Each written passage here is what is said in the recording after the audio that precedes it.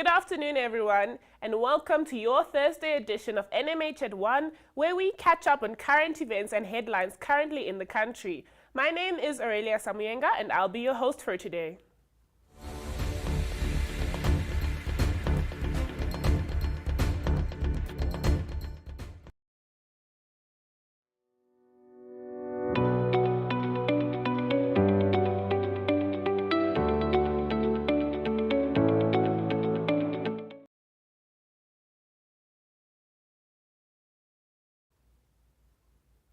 We start off with the COVID-19 Monitor for today. As in the general population, cases are also increasing among frontline workers in the health professions. From last Tuesday to this Monday, 174 health workers tested positive, with daily totals of more than 30 cases receding since a public holiday on the 10th of December. The public health sector's shares of cases increased to 84% of the total, and the recovery rate among healthcare workers stands at 95%. More than half of new cases, or 101, were reported in the Commerce region, where 1,641 health workers tested positive since the start of the pandemic. Regions experiencing larger increases in new cases also have more health workers tested positive, evident in the Erongo region, where 21 cases were reported, and in Otjiwarongo with 14 cases for the cycle. Other regions reported less than 10 new cases, with clean sheets only in Kavango West and Zambezi. Moving on to your second slide, which shows people in accommodated in-approval quarantine facilities increased with 44% from 232 a week before to 417 individuals. Entries into these facilities were at 365, twice as many as the 180 exits during the past 7-day cycle. The biggest intake was in the Omaheke region, where 192 people were in quarantine by Monday compared to 41 a week before. Oshikoto's totals increased from 33 to 51, and the Zambezi region listed 45 quarantines compared to only 3 last Tuesday. The number of people in quarantine in the Karas region decreased from 81 to 51. Remember to join us again tomorrow for a look at daily averages in Namibia's different health districts. Please protect yourself and others, and get vaccinated if there is any stock at your closest health facility.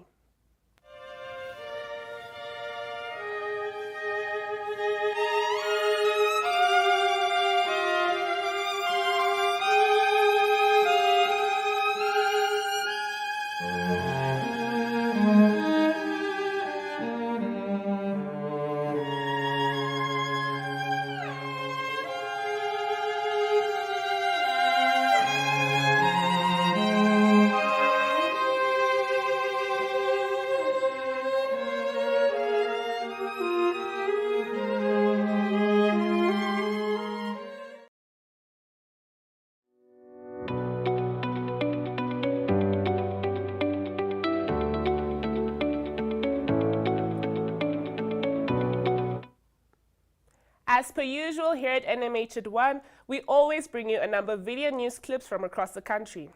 We start off with the Namibian Police in the town of Otjiwarongo on 11 December, who celebrated the mark of the 31st anniversary of the annual Police Day. Constituency Councillor Marlene Bakera delivered the speech on behalf of the Minister of Safety and Security, Albert Kawana, who says that these men and women in uniform are doing a commendable job in fighting crime.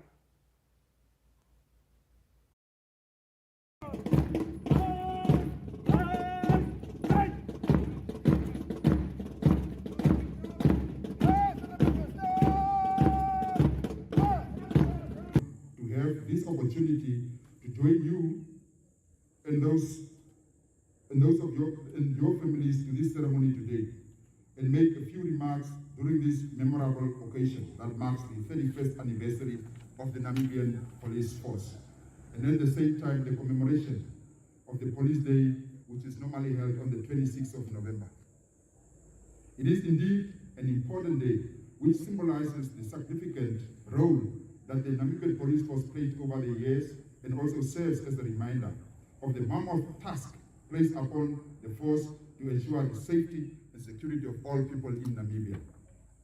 Hence, allow me to highlight, in terms of police leadership, manpower strength, expansion of policing services, and other related developments on the trajectory of the last 31 years of the Namibian Police existence. Director of Ceremonies, ladies and gentlemen, since independence in 1990, the Namibian Police Force was fortunately served by 4 Inspector Generals. These were the Lieutenant General retired Pete Faucher, who served from 1990 till 1992. Lieutenant General retired Josiah Ranga Andima, who served from 1992 to 1995. The late Lieutenant General retired Lucas Pedro Sangula, of course deceased, who served from 1995 to 2005, and then the current or the incumbent Lieutenant General Sebastian Haitota Leitunga, who served from 2005 to date. These are the Inspector Generals who laid the formidable foundation of the Namibian Police Force that we are proud of today. I recall at the establishment of the Namibian Police Force, its personnel strength was only 800 men and women in uniform. Over the years, the number has been gradually growing from strength to strength, and as we speak, the force has reached a strength of 14,800 men and women, thanks to the government of the Republic of Namibia that had prioritized and availed resources over the years to achieve this growth. At Namibia's independence in 1990, following a successful transformation of the former colonial regime police and the subsequent integration of members of then Southwest Africa Police, which was called Swapo, the former fighters of the Southwest Africa Territorial Force, SWATF, and the gallant combatants of the People's Liberation Army of Namibia, then. The police force was established in accordance with Article 118 of the Namibian Constitution, which gave life to the enactment of Police Act of 1990, Act number 19 of 1990 as amended, which was signed into law by His Excellency the founding President on the 26th of November 1990. Subsequently, at its 16th session held in 2002, Cabinet declared 26 November as the Namibian Police Force Day. Since then, the day has officially been commemorated on the 26th November annually. For this year, however, its commemoration was postponed to today, 11th of December 2021, due to other equally important unforeseen events. Hence the significance for us to commemorate this day today. The Queen's Batons relay baton was heading to Swakopmund yesterday. Namibian athletic stars Christine Boma and Beatrice Maselingi will then carry the baton towards the Small Crafts Harbour, where the proceedings will be concluded with a water cannon salute by the tugs of Namport, and after this baton will leave en route to Swakopmund with the tugboat.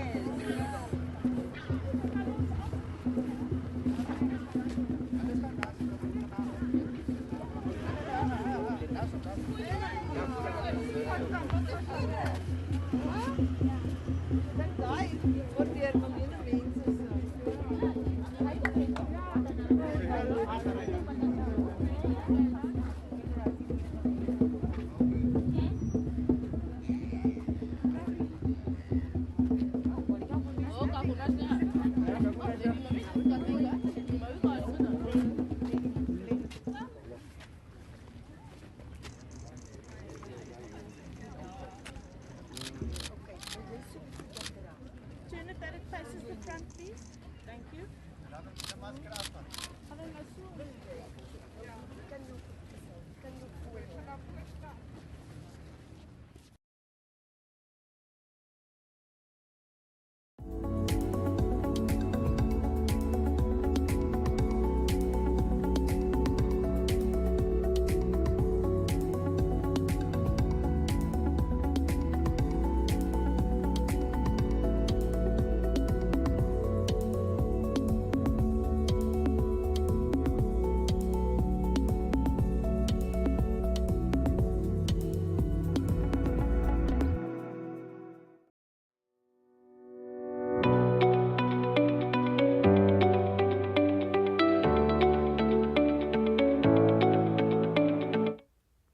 Let's now have a look at the stories making headlines in our national papers for today. We start off with Namibian Sun, which reports that fish rot accused Ricardo Gustavo, accompanied by an army of friends and family members, yesterday smelt the scent of partial freedom after walking out of the Windhoek Central Correctional Facility just before 4 o'clock, having paid the entire $800,000 Namibian bail amount at the Windhoek High Court earlier in the day. Republican reports that of the 8 fish rot accused who have been arrested and are behind bars, the first one was released yesterday on bail. Allgemeine Zeitung reports that the Windhoek High Court yesterday granted bail to one of the accused in the fish rot scandal, Ricardo Gustavo. The bail is in the amount of $800,000 Namibian and is subject to strict conditions. The Namibian reports that over the last 8 months, medical aid funds spent over 311 million Namibian dollars on COVID-19 tests and hospitalizations, according to the Namibian Financial Institution Supervisory Authority, or Namfisa. Only about 8% of Namibia's population is covered by private medical aid funds, representing roughly 200,000 citizens. New Era reports that commentators believe fish rot accused Ricardo Gustavo and his legal team proved a balance of probabilities, that he was a good candidate for bail.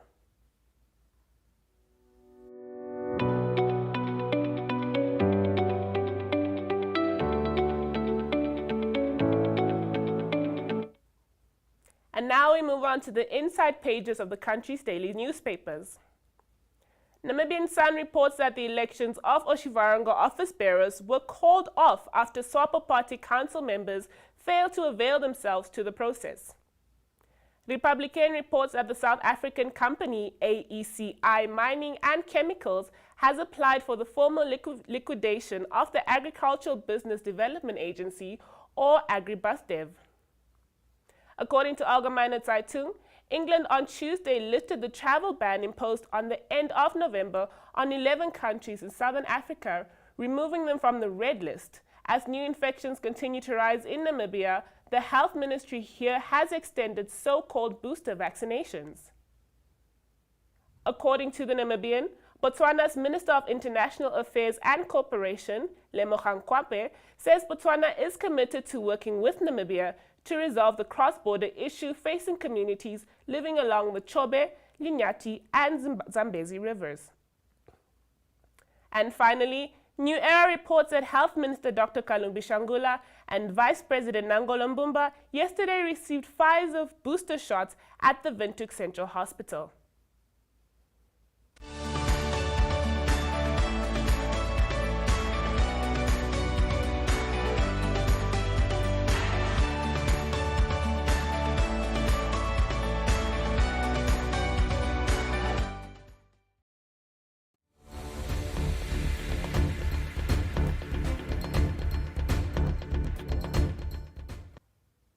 And that is it for today's edition of NMH at 1.